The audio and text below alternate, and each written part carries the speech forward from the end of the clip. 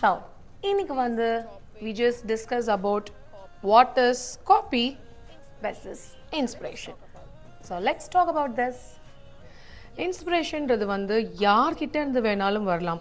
ஒரு குட்டி குழந்தைகிட்ட இருக்க டிசிப்ளின்லேருந்து வரலாம், ஒரு பெரிய லீடர் கிட்ட இருக்க போல்ட்னஸ். ஃபார் எக்ஸாம்பிள் நம்ம ஜெயலலிதா மேம் இருக்காங்க, கல்பனா சாவ்லா இருக்காங்க.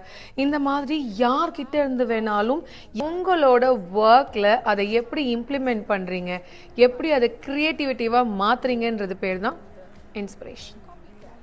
அப்போ காப்பினா என்ன?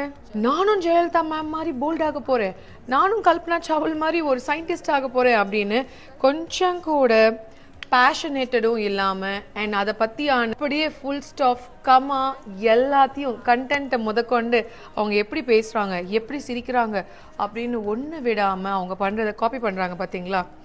Inch by inch, without creativity, without